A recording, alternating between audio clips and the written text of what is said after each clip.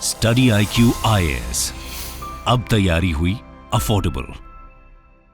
UPSC exam के ऐसे paper में 150 प्लस मार्क्स आ सकते हैं क्या? बिल्कुल आ सकते हैं। कैसे? अगर हम बात करते हैं क्वेश्चंस के नेचर की, तो आपने देखा होगा पिछले 3 सालों से क्या हो रहा है कि पिछले 3 सालों से एक पूरा सेक्शन जो है, 2 सेक्शन होते हैं, सेक्शन ए, सेक्शन बी। एक पूरा का पूरा सेक्शन जो है it is devoted to philosophical questions. इनका जो नेचर होता है फिलोसॉफिकल नेचर होता है। तो अगर हम फिलोसॉफी ऑप्शनल को चूज करते हैं तो 500 मार्क्स का जो आपका फिलोसॉफी ऑप्शनल है वो आपका जो ऐसे का पेपर है उसमें भी आपकी हेल्प करता है, जिसमें आपकी इतने अच्छे से हेल्प करता है कि इजीली आप 150 प्लस मार्क्स जो हैं स्कोर कर सकते हैं। आज यही देखेंगे इस वीडियो में हम, क्योंकि इस वीडियो में अगर हम बात करते हैं फिलोसफी की, अगर हम बात करते हैं ऐसे पेपर की, तो ऐसे पेपर में पिछले 3 सालों से आपने देखा होगा कि जितने भी क्वेश्चंस आ रहे हैं, ठीक है, तो उन क्वेश्चंस में आधे जो क्वेश्चंस हैं वो फिलोसॉफिकल नेचर के हैं। तो अगर हम फिलोसफी पढ़ते हैं तो ये हमारे लिए आसान हो जाता है, काफ़ी आसान हो जाता है कि उन क्वेश्चंस के आंसर हम ज़्यादा अच्छे तरीके से दे पाते हैं, क्योंकि उसमें हम डायरेक्टली जो हमारे फिलोसोफर्स हैं, चाहे वो इंडियन फिलोसोफर्स हो गए, वेस्टर्न फिलोसोफर्स हो गए, इंडियन स्कूल्स ऑफ थॉट हो गए, वेस्टर्न स्कूल्स ऑफ थॉट हो गए, इन सारे थॉट्स को हम क्या कर सकते हैं, वहाँ पे रेफर कर सकते हैं और अच्छे एग्जाम्पल्स के साथ में अपना जो निबंध है, जो ऐसे है, उसको हम लिख सकते हैं। अगर हम बात करते हैं ऐसे की, अगर हम बात करते हैं क्वेश्चंस की, अगर हम बात करते हैं नेचर की, तो इनका जो नेचर है, क्योंकि वो फिलोसॉफिकल है, तो फिलोसॉफी ऑप्शनल आपकी काफ़ी हेल्प करता है। इसके अलावा जो फिलोसॉफी ऑप्शनल है दूसरे कई सारे मायने में आपका काफ़ी हेल्प करता है यूपीएससी के एग्ज़ाम में। जैसे कि सबसे छोटा सिलेबस है, एवरेज सक्सेस रेट जो है वो 7.9% है। अगर हम बात करते हैं इसके सिलेबस कंप्लीशन की, 4 महीने में सिलेबस आपका कंप्लीट हो जाता है, फिर आपको आराम से रिवीजन के लिए टाइम मिल जाता है, जीएस के लिए टाइम मिल जाता है, जीएस के जो दूसरे पेपर्स हैं उसको ओवरलैप करता है। जैसे कि एथिक्स का पेपर है, एथिक्स के जो क्वेश्चंस आते हैं वो भी फिलोसॉफिकल क्वेश्चन है, क्योंकि ethics is a branch of philosophy only, तो एथिक्स में भी आपका फिलोसॉफी ऑप्शनल हेल्प करता है। स्टैटिक सब्जेक्ट है, कोई डायनेमिक पार्ट नहीं है, इसके लिए कोई भी आपको जो करंट का पोर्शन है उसको आपको नहीं पढ़ना है। 100 साल पहले जैसी फिलोसॉफी थी आज भी वैसी ही है, हम वही पढ़ते हैं जो 100 साल पहले पढ़ते थे फिलोसॉफी में, इसलिए आपको करंट की बिल्कुल भी टेंशन लेने की ज़रूरत नहीं है। जो फिलोसॉफी के सिलेबस में आप वही पढ़िए, एग्ज़ाम के टाइम पे उसको रिवीजन कीजिए, अपना आराम से अच्छे टेस्ट सीरीज दीजिए और एग्ज़ाम देने जाइए, ठीक है। कोई भी फिलोसॉफी के बैकग्राउंड की ज़रूरत नहीं है। 3 दिन का हमारा ओरिएंटेशन क्लास जो होती है that is sufficient to make the background of philosophy, है ना। इस तरीके से अगर हम बात करते हैं टॉपर्स की, तो कई सारे टॉपर्स जैसे कि अतर आमिर रहमान, मेहर पटेल, अंकिता जैन, इन लोगों का जो ऑप्शनल है वो फिलोसॉफी रहा है, जिसके कारण इन्होंने जो है अच्छी रैंक लेके आके इन्होंने आईएएस को टॉप किया है, ठीक है। जो आपका यूपीएससी एग्जाम है उसको टॉप किया है, टॉपर्स रहे हैं आपके अंडर 100 में। कई सारे जो ऐसे टॉपर्स हैं जो कि आए हैं, उन्होंने अच्छी रैंक लेके और सिविल सेवा में वो गए हैं, ठीक है। इसके अलावा अगर हम बात करते हैं कि ये है कैसा सब्जेक्ट फिलोसॉफी, तो फिलोसॉफी जो है वो एक लॉजिकल सब्जेक्ट है। इसका जो नेचर है वो लॉजिकल है, आपको थॉटफुल बनाता है और आपकी जो आंसर राइटिंग है उसको इम्प्रूव करता है, क्योंकि आप थॉटफुल होंगे तो आपके पास थॉट्स ज़्यादा होंगे, आप अच्छे से अच्छे आंसर्स जो हैं बाकी सब्जेक्ट्स के भी आंसर आप अच्छे से लिख सकते हैं, और क्योंकि आप थॉटफुल होते हैं तो आपके जो आंसर राइटिंग स्किल्स हैं वो इम्प्रूव होते हैं। इसके अलावा आपकी इंटरव्यू में भी काफ़ी हेल्प करता है, क्योंकि आपके अंदर होती हैं प्रॉब्लम सॉल्विंग स्किल्स। फिलोसॉफी आपकी प्रॉब्लम सॉल्विंग स्किल्स को भी डेवलप करता है। एक ही सिचुएशन को देखने के कई सारे नज़रिए आपको फिलोसॉफी से मिलते हैं और उनको सॉल्व करने के तरीके भी अलग अलग तरीके से फिलोसॉफी आपको देता है, ठीक है। तो आज की इस सेशन में हम यही डिस्कस करने वाले हैं कि जो फिलोसॉफी ऑप्शनल है, अगर आप उसको चूज करते हैं तो वो आपका जो ऐसे वाला पेपर है, जो ऐसे का पेपर है, निबंध का पेपर है, उसमें किस तरीके से आपकी हेल्प करता है, किस तरीके से ये एक इम्पॉर्टेंट रोल प्ले करता है अगर आप फिलोसॉफी ऑप्शनल को चूज करते हैं तो, ठीक है। तो समझते हैं, जैसे कि आप ये देख सकते हैं कि 2023 का पेपर है, ठीक है। 2023 का अभी जो लेटेस्ट एग्जाम हुआ है, तो 2023 का जो हमारा पेपर है ये, तो इसका जो सेक्शन ए है, जो हमारा सेक्शन ए है, ये हम देख सकते हैं कि इसमें हमारे कितने 4 क्वेश्चंस हैं, 1 2 3 4 क्वेश्चन हैं CS मेंस 2023। इसके चारों जो क्वेश्चंस का नेचर है वो फिलोसॉफिकल नेचर है, यानी कि चारों क्वेश्चंस डायरेक्ट फिलोसॉफी से पूछे गए हैं। ठीक है, अगर आप फिलोसॉफी पढ़ते हैं तो इनका आराम से आप जो है अच्छे से आंसर दे सकते हैं, विद एग्जांपल्स दे सकते हैं। ठीक है, फिलोसोफर्स को कोट कर सकते हैं, अपने आंसर को और ज़्यादा ऑथेंटिक बना सकते हैं। फिलोसॉफी ऑप्शनल अगर आपका नहीं होता है तो फिलोसॉफी आपको अलग से पढ़नी पड़ेगी। ठीक है, क्योंकि कोई भी आप ऑप्शनल चूज कर लीजिए अपने चॉइस का, लेकिन ऐसे के पेपर के लिए आपको फिलोसॉफी पढ़नी ही पड़ेगी। ठीक है, क्योंकि पिछले 3 सालों से आप देख रहे हैं कि जो ट्रेंड बन गया है यूपीएससी का वो ये है कि ऐसे के राइटिंग में, ऐसे वाले पेपर में वो फिलोसॉफी के ही क्वेश्चंस देते हैं। अब फिलोसॉफी के क्वेश्चंस अगर आपको अटेम्प्ट करने हैं तो फिलोसॉफी तो आपको पढ़नी ही पढ़नी है। इस तरीके से हम ये समझ सकते हैं कि यूपीएससी चाहता है एस्पिरेंट्स जो है वो फिलोसॉफी पढ़ें, चाहे फिलोसॉफी ऑप्शनल लेके पढ़ें, नहीं पढ़ें तो वो अलग से फिलोसॉफी पढ़ें, ऐसे के लिए फिलोसॉफी पढ़ें। एथिक्स के लिए वो फिलोसॉफी पढ़ते ही पढ़ते हैं, यानी कि फिलोसॉफी की काफ़ी इंपॉर्टेंस है एथिक्स में भी, सोशो पॉलिटिकल फिलोसॉफी में भी, सोशियोलॉजी और पॉलिटी में भी। और अगर हम बात करते हैं ऐसे में तो एक पूरा सेक्शन जो है वो डिवोटेड है फिलोसॉफी के लिए। तो ऐसे में जब यूपीएससी में फिलोसॉफी की इतनी डिमांड है दूसरे सब्जेक्ट्स में भी, तो अगर आप फिलोसॉफी ऑप्शनल को चूज कर लेते हैं तो वो कितना बेनिफिशियल होगा इसका आप आइडिया लगा सकते हैं। ठीक है, चलिए बात कर लेते हैं। अब अगर हम क्वेश्चंस को देखते हैं, पहला जो क्वेश्चन है, thinking is like a game, it does not begin unless there is an opposite team. इसका मतलब यह है कि जो चिंतन है, जो थिंकिंग है, वो एक गेम है, वो तभी स्टार्ट होता है जब कोई अपोजिट टीम होती है। अपोजिट टीम का मतलब होता है कोई काउंटर थॉट, जिसको हम कहते हैं फिलोसॉफी के लैंग्वेज में एंटीथीसिस। आपने कोई बात बोली, आपकी बात को किसी ने काट दिया, आपकी जो बात थी वो क्या है, वो वाद है, दूसरे का क्या है, विवाद है। अब जो वाद विवाद होगा उसमें कोई कंक्लूजन भी निकलेगा, जिसको हम कहते हैं सिंथेसिस। ठीक है, जिसको हम कहते हैं कंक्लूजन, यानी कि कोई निष्कर्ष। तो फिलोसॉफी क्या बोलती है, फिलोसॉफी में एक मेथड है जो कि सुकरात ने दिया है। सोक्रेटिस एक ग्रीक फिलोसोफर हैं और इसी मेथड को आगे बढ़ाया है हीगल ने अपने डायलेक्टिक मेथड में, जिसके थ्रू वो कहते हैं कि हमें एब्सोल्यूट को समझना है। एब्सोल्यूट का मतलब है एब्सोल्यूट आइडिया। एब्सोल्यूट आइडिया जो है वो उनके हिसाब से अल्टीमेट रियलिटी है हीगल के अकॉर्डिंग।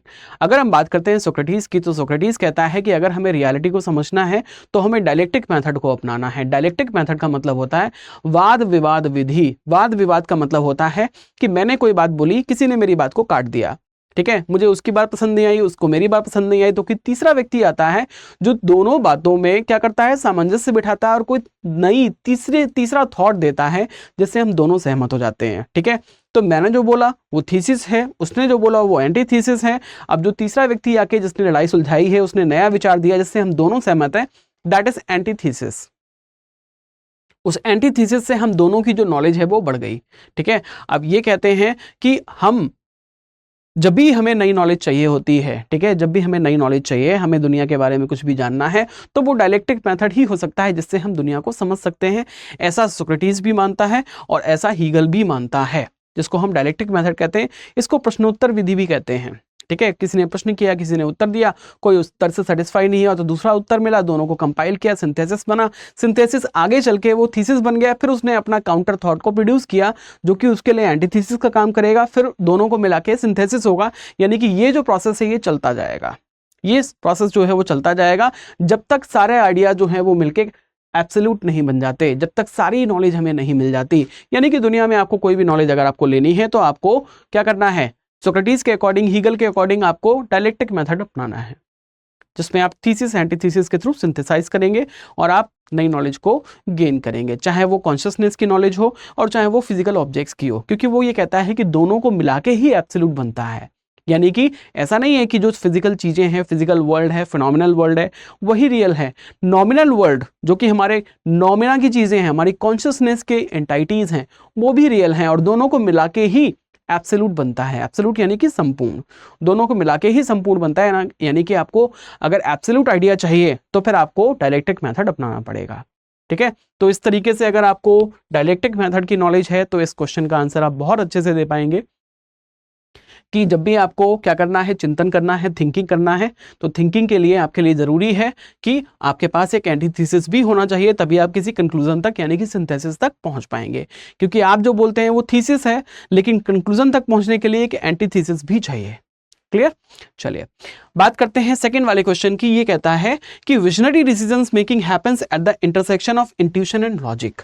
यहां पे अगर हम बात करते हैं विजनरी डिसीजंस मेकिंग, तो जब हमें डिसीजंस मेकिंग करना होता है, ठीक है, दूरदर्शी अगर हमें डिसीजंस लेने होते हैं, काफ़ी बात की हम सोच, कुछ लोग होते हैं ना, कहते हैं हम पैर का नहीं सोचते हैं, हम दूर का सोचते हैं। तो दूर का सोचने के लिए आपके पास क्या होना चाहिए? इंट्यूशन होना चाहिए और लॉजिक होना चाहिए। फिलॉसफी की अगर हम बात करते हैं, मॉडर्न वेस्टर्न फिलोसोफर्स जो हैं, जैसे कि हमारे डेकार्ट्स हो गए, लिबनिज हो गए, और डेकार्ट्स हो गए, स्पिनोजा हो गए और लिबनिज हो गए, ये बुद्धिवादी दार्शनिक हैं। ये बात करते हैं इंट्यूशन की, ये बात करते हैं लॉजिक की। ये कहते हैं कि सारी नॉलेज जो पॉसिबल है वो इंट्यूशन या फिर लॉजिक से ही आती है। हमें दिमाग का इस्तेमाल करना पड़ता है, हमें बुद्धि का इस्तेमाल करना पड़ता है। इसीलिए इनके स्कूल ऑफ थॉट को बुद्धिवाद कहा जाता है, बुद्धिवाद या फिर रैशनलिज्म कहा जाता है। ठीक है, तो अगर आपको विजनरी डिसीजंस लेने हैं, अगर आपको दूरदृष्टि चाहिए, दूर के डिसीजंस लेने हैं जिसमें आपको सक्सेस चाहिए, तो उसके लिए आपको इंट्यूशन का, उसके लिए आपको लॉजिक का इस्तेमाल करना पड़ेगा। अगर आप लॉजिक का, अगर आप इंट्यूशन का इस्तेमाल करते हैं तो आप अच्छे डिसीजंस जो है वो ले पाएंगे, दूर की दृष्टि जो है वो आप रख पाएंगे, ऐसा ये कहते हैं। ठीक है, तो अगर आपको रैशनलिज्म की अच्छी जानकारी है, अगर आप रैशनलिज्म पढ़ चुके हैं, बुद्धिवादी दार्शनिकों को पढ़ चुके हैं, उनको आप रेफर करेंगे और अपने आंसर को मजबूत करेंगे। ठीक है, क्योंकि हम जो कुछ भी लिखते हैं अपने आंसर में, अगर हम उसका रेफरेंस नहीं देते, ठीक है भाई, हम क्या सोचते हैं, that is not that much important, but what thinkers think, है ना, थिंकर्स का क्या सोचना है। हमने जो थिंकर्स को पढ़ा है, हमने जो फिलोसोफर्स को पढ़ा है, जब भी हम फिलोसफी के आंसर्स को लिखते हैं, तो अगर हम अपनी बात को किसी फिलोसोफर से रेफर करके लिखते हैं तो हमारी बात में कुछ दम होता है। जैसे कि हम रिसर्च करते हैं, रिसर्च में हम क्या करते हैं, हम नई नॉलेज को गेन करना चाहते हैं। तो जब भी हम अपनी थीसिस लिखते हैं, जब भी हम अपना डिसर्टेशन लिखते हैं, हम अपने पेपर राइटिंग करते हैं, उसमें भी हम रेफरेंस तो देते हैं ना। रेफरेंस की ज़रूरत क्या होती है? रेफरेंस की इसलिए ज़रूरत होती है कि हमने जो लिखा है उसमें कुछ दम है। ठीक है, यानी कि वो कुछ ऑथेंटिक सोर्स है। मैंने जो बोला है उसका कोई जो सोर्स है वो ऑथेंटिक है, इसलिए मुझे रेफरेंस देने पड़ते हैं। तो आपको अपने इस आंसर के लिए रेफरेंस देना है किसका? डेकार्ट्स, स्पिनोजा, लिबनिज का, जो कि है मॉडर्न वेस्टर्न फिलोसोफर्स। ठीक है, और डेकार्ट्स को तो father of modern western philosopher भी कहा, मॉडर्न वेस्टर्न फिलोसफी भी कहा जाता है और फादर ऑफ रैशनलिज्म भी कहा जाता है। ठीक है, तो इस तरीके से इतनी सारी चीजें आप लिखेंगे इस आंसर में, तो अच्छा आंसर तो आपका होगा ही होगा, है ना। आगे बात करते हैं, not all who wander are lost, सभी भटकने वाले जो हैं वो गुम नहीं होते हैं। भटकने का मतलब है यहाँ पर वांडरिंग, यानी कि सेल्फ एक्सप्लोरेशन। कुछ लोग भटकते हैं सेल्फ एक्सप्लोरेशन के लिए, अपने आप को एक्सप्लोर करना है कि भाई मेरे अंदर क्या क्षमताएं हैं, मेरे अंदर क्या पोटेंशियलिटीज़ हैं। अगर हम पोटेंशियलिटी एक्चुअलिटी की बात करते हैं तो भाई एक्चुअलिटी तभी होगी जब मेरे अंदर कुछ पोटेंशियलिटी होगी। जैसे हम फॉर एग्जाम्पल बात करते हैं अरिस्टोटल के कॉजेशन की, तो अरिस्टोटल ये कहता है कि जब कॉजेशन होता है तो पोटेंशियलिटी एक्चुअलिटी एक साथ काम करते हैं। मैटर में पोटेंशियलिटी होती है जिसके कारण वो एक्चुअलाइज होता है। यहाँ पे पोटेंशियलिटी एक्चुअलिटी का ये मतलब है, पोटेंशियलिटी का मतलब होता है क्षमता। ठीक है, मान लीजिए एक बीज है, बीज के अंदर एक क्षमता है कि वो पौधे को उत्पन्न कर सकता है। अगर वो बीज को सही सर्कमस्टेंसेस मिलते हैं, उसको पानी, हवा और जो ऊष्मा है भरपूर मात्रा में मिलती है, तो वो क्या करेगा, स्प्राउट फूटेगा उसमें से और पौधा निकलेगा। जो पौधा निकलने की जो प्रक्रिया है उसको हम कहते हैं एक्चुअलाइजेशन, क्योंकि उसने एक नई फॉर्म ली है। पहली जो उसकी फॉर्म थी वो बीज की थी, अगली जो फॉर्म है वो किसकी है, वो पौधे की है, तो इसको हम कहते हैं एक्चुअलाइजेशन। लेकिन एक्चुअलाइजेशन पॉसिबल तभी होता है जब वहाँ पे पोटेंशियलिटी होती है। अब भुने हुए बीज या फिर उबले हुए बीज से तो आप उम्मीद नहीं कर सकते ना कि उसमें से पौधा निकलेगा, क्योंकि उसके अंदर का जो पौधा होगा वो तो उबल चुका होगा, है ना, यानी कि वो मर चुका होगा, उसमें पोटेंशियलिटी जो है वो खत्म हो जाएगी। इसी तरीके से अगर हम बात करते हैं अपने अंदर की पोटेंशियलिटी के लिए, ठीक है, तो हमें एक्सप्लोर करना पड़ता है अपने आप को। ऐसा तो है नहीं कि हमने क्या किया कि भाई हम पैदा हुए और हमें पता था कि हमारे जीवन का लक्ष्य क्या है, हमने उसी के लिए काम करना शुरू कर दिया, ऐसा नहीं होता। हम सभी ये अपने आप को पहचानते हैं, अपने आप को एक्सप्लोर करते हैं अलग अलग फील्ड में देख के, अलग अलग फील्ड के लोगों को देख के कि भाई मुझे क्या प्रोफेशन चूज करना है, मुझे कौन सी दिशा में जाना है, मुझे अपनी लाइफ में आगे क्या करना है, मुझे मेरी लाइफ का गोल जो है वो क्या होना चाहिए। हम सभी एक्सप्लोर करते हैं। एक्सप्लोर करने के लिए हम क्या करते हैं, हम घूमते हैं, हम चीज़ों को पढ़ते हैं, लोगों से उनकी राय लेते हैं। This is called self exploration. और ये सेल्फ एक्सप्लोरेशन तो बहुत ज़रूरी भी है, और इसी से तो हमारी फ्रीडम का पता चलता है। मान लो हमने क्या किया, हम पैदा हुए जिस परिवार में, उस परिवार ने हमें पहले बता दिया कि तुम्हें तो डॉक्टर बनना है। अब मेरी सारी पोटेंशियलिटी जो है वो उन्होंने ख़त्म कर दी। अब मैं डॉक्टर के अलावा कुछ बन ही नहीं सकता। उन्होंने मुझे 12th के बाद में मुझे अपना नीट का एग्ज़ाम दिलाया, मैंने पास किया उसको, मैंने फिर बाद में MBBS किया। हो सकता है मेरी इच्छा ना हो सकता है मेरी इच्छा ना हो, लेकिन फिर भी मैंने जो है मैं डॉक्टर बन गया। अब मैं इलाज करता हूँ, बेमन से इलाज करता हूँ। अगर मैं बेमन से इलाज करूंगा तो समझ लो मैं कैसा डॉक्टर होऊंगा, है ना। तो गुम तो मैं अब हूँ, अगर देखा जाए तो मैं गुम अब हूँ। अगर मैं अपने आप को एक्सप्लोर करता कि मैं खुद से क्या बनना चाहता हूँ, अगर मैंने एक्सप्लोर किया होता, यानी कि अगर मैं थोड़ा बहुत भटका होता अपनी तलाश में, अपनी खुद की तलाश में, तो मैं गुम नहीं होता। लेकिन गुम तो मैं अभी हूँ, क्योंकि मुझे पता ही नहीं है मुझे करना क्या है। मुझे डॉक्टरी अच्छी नहीं लगती, ये तो मुझे पता है, लेकिन मुझे क्या अच्छा लगता है ये मुझे पता ही नहीं है, क्योंकि मैंने अपनी पोटेंशियलिटी के बारे में कभी बात ही नहीं की, कभी चिंतन ही नहीं किया। ठीक है, तो अगर हम बात करते हैं एग्जिस्टेंशियलिज्म की, अस्तित्ववादी दार्शनिक ये कहते हैं कि वी आर बॉर्न फ्री। हम जब पैदा होते हैं तो हम अपनी फ्रीडम को लेके पैदा होते हैं। हमारी जो फ्रीडम है वो एक सिक्के के दो पहलू जैसे हैं। ठीक है, वो एक सिक्के का एक पहलू है हमारी फ्रीडम, दूसरा है हमारा एग्जिस्टेंस। अगर हम एग्जिस्ट करते हैं तो हम फ्री एग्जिस्ट करते हैं। फ्रीडम जो है वो हमारी लाइफ का दूसरा एस्पेक्ट है। अगर हम एग्जिस्ट करते हैं तो हम फ्री हैं, यानी कि we are ultimately choosing agent. और हम जब चूज करेंगे कि हमें क्या करना है तो उसके लिए हमें भटकना तो पड़ेगा। बिना भटके तो कुछ भी नहीं होता, घर से निकलने में कुछ भी नहीं होता। कई सारे ऐसे ह्यूमनिस्ट फिलोसोफर्स भी हैं जो ये कहते हैं कि कई बार ऐसा होता है कि नौका जब बिना किसी दिशा के जो है झील में उतरती है या फिर नदी में उतरती है, और वो किसी ऐसे अच्छे किनारे पे जाके लग जाती है जहां पे उसके लिए बहुत अच्छा हो जाता है। यानी कि कुछ लोग ऐसे हैं जो कि बिना किसी दिशा के निकल पड़ते हैं अपने स्वयं की तलाश में, तो वो किसी अच्छे ऐसे कंक्लूजन पर पहुंचते हैं जहां पे उनकी लाइफ में काफी अच्छा हो जाता है। बुद्ध की अगर हम बात करते हैं, महात्मा बुद्ध की बात करते हैं, तो जब घर से निकले थे तो क्या उनको पता था कि वो कहाँ जाएंगे? वो तो भटक ही रहे थे, और कितने सालों तक वो भटकते रहे। क्या वो गुम हो गए? नहीं। शंकराचार्य की अगर हम बात करते हैं, उन्होंने पूरे भारत का भ्रमण किया। तो भारत का जब भ्रमण किया था, ठीक है, तो क्या उनके जीवन का कोई लक्ष्य था? वो तो बाद में उनको पता चला, है ना। उनको ज्ञान की प्राप्ति हुई, जो कि अद्वैत वेदांत के नाम से हम उसको जानते हैं। ब्रह्म सूत्र में उनका लिखा हुआ है, जो कि आज दुनिया भर में फेमस है। दुनिया उनको पढ़ती है, उनको फॉलो करती है। बुद्ध को दुनिया पढ़ती है, उनको फॉलो करती है। वो तो धर्म के रूप में भी प्रतिष्ठित हो गए, है ना। तो इस तरीके से हम देखते हैं कि सभी जो भटकने वाले हैं वो गुम नहीं होते, कुछ तो अपने आप को प्राप्त कर लेते हैं। ठीक है, लेकिन यहां पे जिस तरीके से लिखा है ना, नॉट ऑल, यानी कि सभी, तो सभी भटकने वाले गुम नहीं होते, लेकिन हाँ कुछ तो गुम भी होते हैं। ठीक है, लेकिन जो कुछ गुम होते हैं ना, उनको भटकने की जरूरत है भी नहीं। वो नहीं भी भटकेंगे तब भी वो गुम ही है, क्योंकि उनको पता ही नहीं है कि उनको करना क्या है। Is it clear? तो हमें पता तो होना ही चाहिए कि हमारे जीवन का लक्ष्य क्या है। अगर आपको नहीं पता तो आप थोड़ा सा भटकने का मतलब ये है यहाँ पे कि आपको एक्सप्लोर करने के लिए आपको थोड़ा सा निकलने की जरूरत है, बाहर निकलने की जरूरत है। आपको दुनिया एक्सप्लोर करनी है, आपको अपने अंदर की पोटेंशियलिटी को पहचानना है, so that you can actualise in the right way, है ना।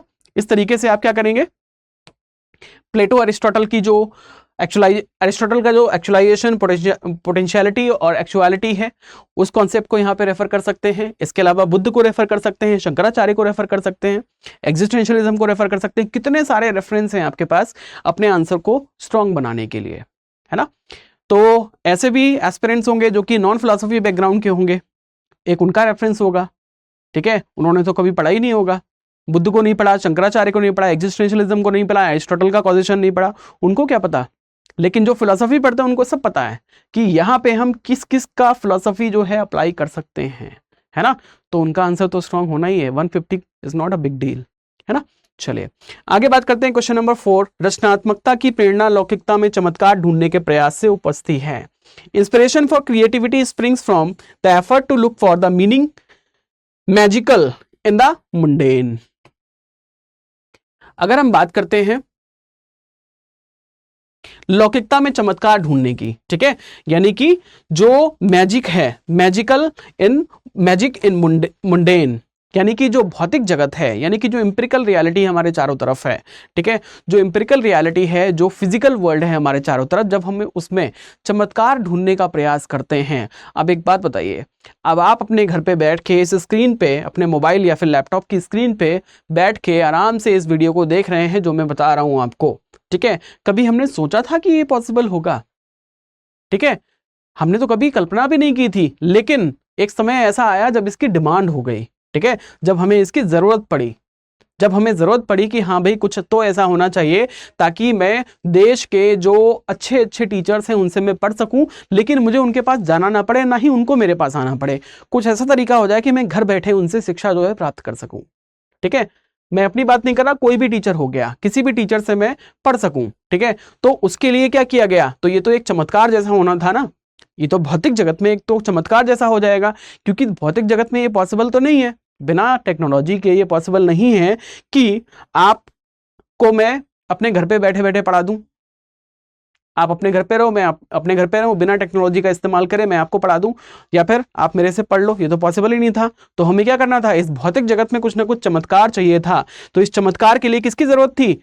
हमें जरूरत थी किसकी? Inspiration for creativity. तो क्रिएटिविटी के लिए क्या निकलती है? इंस्पिरेशन निकलती है, कुछ क्रिएट करना है। रचनात्मकता, सृजनात्मकता निकलेगी तब जब आप क्या होंगे? इंस्पायर होंगे।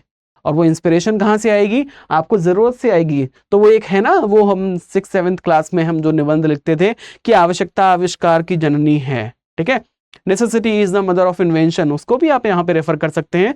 ठीक है, इसके अलावा अगर हम बात करते हैं लौकिकता में चमत्कार ढूंढने की, तो जो लौकिकता का मतलब है मुंडेन, यानी कि जो इंपेरिकल वर्ल्ड है, इंपेरिकल रियलिटी में अगर आपको चमत्कार चाहिए तो उसके लिए आपको इंस्पिरेशन चाहिए ही चाहिए। ठीक है, और इंस्पिरेशन आपको तब मिलेगी जब आपको यह पता होगा कि उसकी यूटिलिटी क्या है। यूटिलिटी की बात करता है यूटिलिटेरियनिज्म, जिसको हम प्रयोजनवाद कहते हैं हिंदी में, जिसको इंग्लिश में प्रैग्मैटिज्म भी कहा जाता है, जो कि जॉन डेवी, कॉल सैंडर्स पियर्स, विलियम जेम्स की फिलॉसफी है। अगर आप उस फिलॉसफी को पढ़ते हैं तो इस क्वेश्चन का आंसर बहुत अच्छे से दे पाएंगे, क्योंकि वो ये कहते हैं कि जिसकी यूटिलिटी नहीं है वो तो यूटिलाइजेबल ही नहीं है, और वो तो सत्य ही नहीं है, क्योंकि सत्य तो निर्माण की अवस्था में है। जो ट्रुथ है that is not readymade, it is making, it is in the process of making, है ना। तो जो हमारे लिए उपयोगी है वही हमारे लिए सत्य है, जो उपयोगी नहीं है वो तो सत्य ही नहीं है। और अगर हम बात करते हैं लौकिकता में चमत्कार ढूंढने की, तो चमत्कार अगर हमारे लिए उपयोगी है तो वही हमारे लिए सत्य है, और वही हमें क्या करेगा? वही हमें इंस्पायर करेगा, वही हमें मोटिवेट करेगा, वही हमें दिशा दिखाएगा कि हमें कुछ ना कुछ चमत्कार करना है। Is it clear? तो इस तरीके से अगर हम बात करते हैं इस वाले क्वेश्चन की, तो इस वाले क्वेश्चन का आंसर देने के लिए आप प्रैग्मैटिज्म को रेफर कर सकते हैं। ठीक है, चलिए अगला जो क्वेश्चन पेपर है दैट इज ऑफ 2022। इससे पहले मैं आपको कुछ बताना चाहता हूं कि फिलॉसफी ऑप्शनल का लाइव बैच जो है वो स्टार्ट हो चुका है, जिसमें आपको टेस्ट सीरीज के साथ साथ स्टडी मटेरियल मिलता है, पीडीएफ के फॉर्म में आपको क्रक्स मिलते हैं, हैंड रिटन नोट्स मिलते हैं, प्लस मिलते हैं आपको टेस्ट सीरीज। और इसकी फीस बहुत ही नॉमिनल है 15,999, लेकिन उसके लिए अगर आप मेरा कोड यूज करते हैं SG Live, नहीं तो ये मिलेगा आपको 20,499 में। ठीक है, तो इसके जो एडमिशन्स हैं वो क्लोज हो जाएंगे 8 अक्टूबर को। ये जो बैच है वो स्टार्ट हो चुका है, आज ही स्टार्ट हुआ है, तो जल्दी से जल्दी आप एडमिशन्स ले लें। अगर आपको फिलॉसफी ऑप्शनल आपको चूज करना है, अगर आपने चूज किया है, अगर आपने मन बना लिया है, तो आप जल्दी से जल्दी एडमिशन्स लेके अपना जो है तैयारी स्टार्ट कर सकते हैं। ठीक है, तो आगे बात करते हैं हमारा जो CS मेंस का जो एग्जाम था 2022 का। अगर आपको कोई डाउट होते हैं फिलॉसफी में, फिलॉसफी से रिलेटेड कोई भी डाउट होते हैं, आप चाहे एडमिशन लें या नहीं लें, कोई भी फिलॉसफी का आपका डाउट होता है, आप चाहे सेल्फ स्टडी करते हैं, आप कुछ वीडियोस देखते हैं स्टडी IQ पे, या फिर मेरी वीडियोस को आप देखते हैं, अगर कोई डाउट होता है आप मेरे से डायरेक्ट कांटेक्ट कर सकते हैं। ये मेरी यहाँ पे मैंने आपको अपनी टेलीग्राम की ID दी है। ठीक है, आप मुझे चाहें तो इंस्टाग्राम पे भी हम जुड़ सकते हैं, और मेरी सेम ID है दोनों पे, गुप्ता सौरभ BLY1। ठीक है, आप मेरे से डायरेक्ट कॉन्टैक्ट कर सकते हैं कोई भी डाउट होता है आपका तो। ठीक है, आगे बात करते हैं। हमारा जो 2022 का जो पेपर है CS मेंस 2022, इसमें भी हमारा जो पहला क्वेश्चन है दैट इज फिलोसॉफिकल ओनली, है ना। ये सारे क्वेश्चंस आपके फिलोसॉफिकल है। खंड बा सेक्शन बी जो आपका 2022 का पेपर था, उसमें पूरा का पूरा सेक्शन आपका फिलोसॉफिकल क्वेश्चन से भरा पड़ा है। इसमें जो पहला क्वेश्चन है वो ये कहता है कि the time to repair the roof is when the sun is shining. छप्पर मरम्मत करने का समय वही होता है जब धूप खिली हो। इसका मतलब यह है कि कोई भी काम हम उसकी बिना यूटिलिटी को चेक किए नहीं कर सकते, नहीं करते। आप भी इस वीडियो को देख रहे हो तो इस वीडियो को देखने की यूटिलिटी कुछ ना कुछ तो है आपके माइंड में, है ना। इसका कुछ ना कुछ प्रयोजन है, इसका कुछ ना कुछ रीजन है। वो जो रीजन है, वो जो यूटिलिटी है, वो जो प्रयोजन है, वही आपको इस वीडियो को देखने के लिए इंस्पिरेशन दे रहा है, ठीक है। और इस प्रयोजन की बात कौन करते हैं? प्रयोजनवादी करते हैं, यानी कि जो प्रैग्मेटिस्ट है, जो यूटिलिटेरियनिज्म है, ठीक है। ऐसा जो थॉट जो कि ये कहता है कि कोई भी काम अगर हम यूटिलिटी को ध्यान में रख के करते हैं तो वो ठीक है, क्योंकि वो यूटिलिटी को ही क्या करते हैं, वो सेंट्रल मानते हैं कि सबसे जरूरी है हमारी यूटिलिटी, वो सेटिस्फाई होनी चाहिए, ठीक है। हमारी जो जरूरत है, हमारी जो आवश्यकता है वो सेटिस्फाई होनी चाहिए। और आवश्यकता को ध्यान में रख के अगर हम कोई भी काम करते हैं तो उसमें हमें मोटिवेशन अपने आप मिलता है। तो इस क्वेश्चन में हमें क्या करना है, जो हमारा यूटिलिटेरियनिज्म है, जिसको हम प्रेगमेटिज्म भी कहते हैं, जॉन डीवी का, कार्ल सैंडर्स पियर्स का और विलियम जेम्स का, ये सारे फिलोसोफर्स इस स्कूल से ताल्लुक रखते हैं। तो इनको अगर आप रेफर करते हैं, अच्छे मार्क्स आपको इस क्वेश्चन में मिल जाएंगे। नेक्स्ट क्वेश्चन है हमारे, you can not step twice in the same river. एक नदी में आप 2 बार नहीं उतर सकते। इसका मतलब क्या है कि एक मोमेंट पे आप एक ही जगह हो सकते हो, दूसरी जगह नहीं हो सकते। तो ये किसको रेफर करता है? मोमेंटरीनेस को। जो बुद्धिज्म का जो मोमेंटरीनेस है उसको रेफर करता है। इसके अलावा हमारा इंडियन फिलोसफी एक और है, चारवाक। चारवाक कहता है कि यावत जीवेत सुखम जीवेत ऋणम कृत्वा घृतम पीवेत भस्मीभूतस्य देहस्य पुनर्गमनम कुतः। वो ये कहते हैं कि जब तक जियो सुख से जियो, घी पियो भले उधार लेकर पियो, क्योंकि एक बार अगर भस्मीभूत हो गए तो दोबारा इस दुनिया में आने का मौका कहाँ मिलेगा। इसलिए जब तक जीवित हो तब तक जितने सुख के साधन जुटा सकते हो जुटा लो। यानी कि इस दुनिया में एक बार में एक ही बार आया जा सकता है, दोबारा इस दुनिया में आने का मौका नहीं मिलेगा। You can not step twice in the same boat, है ना, और इन द सेम रिवर। यानी कि आप एक ही नदी में 2 बार नहीं उतर सकते, एक दुनिया में आप दोबारा नहीं आ सकते, एक मोमेंट पे आप एक ही जगह पे हो सकते हो, दूसरी जगह पे नहीं हो सकते। ये बात करता है बुद्धिज्म, ये बात करता है चारवाक, ठीक है। इस तरीके से बुद्धिज्म का जो मोमेंटरीनेस है, यानी कि जो क्षणिकवाद है, और जो चारवाक का जो मटेरियलिज्म है, हीडोनिज्म है, जिसको हम सुखवाद कहते हैं, उनको रेफर करके आप इस क्वेश्चन का अच्छे से आंसर जो है वो आप दे सकते हो। नेक्स्ट क्वेश्चन है question number 7, a smile is the chosen vehicle for all ambiguities. हर असमंजस के लिए मुस्कुराहट ही चुनिंदा साधन है ना। यहाँ पे भी आप चारवाक को ही रेफर करोगे, क्योंकि चारवाक जो है वो सुखवादी दर्शन है, और वो ये कहते हैं आपका सुखी रहना ज़्यादा जरूरी है, आपका खुश रहना ज़्यादा जरूरी है, आपका पॉजिटिव रहना ज़्यादा जरूरी है। उसके लिए आप क्या करें, सुख के साधनों को जुटाएं। वो ये कहते हैं कि पीत्वा पीत्वा पुनः पीत्वा यावत पतति भूतले उत्थाय च पुनः पीत्वा पुनर्जन्म न विद्यते। अर्थात पियो पियो तब तक पियो जब तक धरती पर गिर नहीं जाओ, और जब गिर जाओ तो उठो और फिर पियो, क्योंकि पुनर्जन्म नहीं होता, ऐसा ये कहते हैं। इसका मतलब इनके लिए जो सबसे इंपॉर्टेंट चीज है वो क्या है, सुख है, ठीक है। इसीलिए इस दर्शन को सुखवादी दर्शन कहा जाता है, हीडोनिस्टिक फिलॉसफी कही जाती है, ठीक है। ये जो दर्शन है ये हीडोनिस्टिक है, हीडोनिज्म कहा जाता है, सुखवादी दर्शन है। इनके लिए खुश रहना जरूरी है, कोई भी प्रॉब्लम हो बस खुश रहो, ठीक है। और खुश नहीं हो तो खुशी का तरीका ढूंढ लो, ठीक है। जैसे कि एक आम बोलचाल की भाषा में कुछ लोग ये बोलते हैं ना कि मौज लो रोज लो, नहीं मिले तो खोज लो।